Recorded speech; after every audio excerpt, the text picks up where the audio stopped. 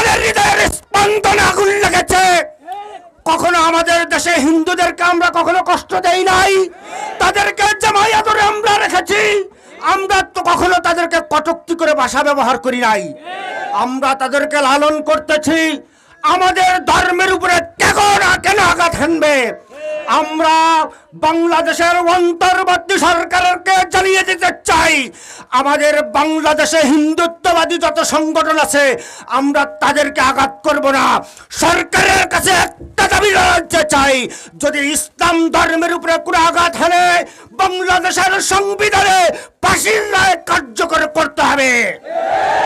এখন আপনাদের সম্মুখে গুরুত্বপূর্ণ ভাষণ দেবেন হযরতুল আল্লাম জনাব হযরত মাওলানা তৈয়বুর রহমান জিহাদি, প্রশিক্ষণ সম্পাদক, ইসলামী আন্দোলন বাংলাদেশ, চর মুজাম্মিল শাখা।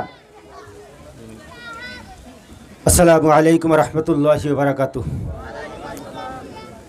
খুতবা এবং আলোচনার সময় নয়, সংক্ষিপ্ত একটু কথা বলি।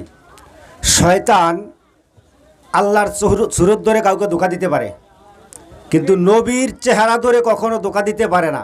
ঠিক কিনা ওলামায়ে কেরামটা? ঠিক কিনা? আল্লাহ পাক রব্বুল আলামিন যেই হযরত মুহাম্মদুর রাসূলুল্লাহ সাল্লাল্লাহু আলাইহি সাল্লামকে সৃষ্টি না করলে পৃথিবী সৃষ্টি করতেন না। ওই রামগিরি মহাশয়তানকেও আল্লাহ সৃষ্টি করতো না। ওই ব্যানারে মহারাজ থাকবে না, ওই ব্যানারে থাকবে মহাশয়তান। ওই ব্যানারে থাকা উচিত ছিল মহাশয়তান। মুসলমানের হৃদয়ের স্পন্দনে আগুন লেগেছে। কখনো আমাদের দেশে হিন্দুদেরকে আমরা কখনো কষ্ট দেই নাই, তাদেরকে জামাই আদরে আমরা রেখেছি।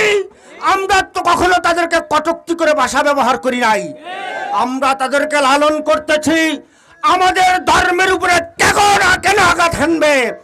আমরা বাংলাদেশের অন্তর্বর্তী সরকারকে জানিয়ে দিতে চাই, আমাদের বাংলাদেশে হিন্দুত্ববাদী যত সংগঠন আছে আমরা তাদেরকে আঘাত করব না। সরকারের কাছে একটা দাবি জানাতে চাই, যদি ইসলাম ধর্মের উপরে কোনো আঘাত হানে বাংলাদেশের সংবিধানে ফাঁসির রায় কার্যকর করতে হবে। যতক্ষণ পর্যন্ত ফাঁসির রায় কার্যকর হবে না, ততক্ষণ পর্যন্ত বিন্দুমাত্র ঈমান থাকা মুসলমান ঘরে বসে থাকবে না, থাকবে না, থাকবে না। এই বলে আমি আমার সংক্ষিপ্ত আলোচনা শেষ করলাম।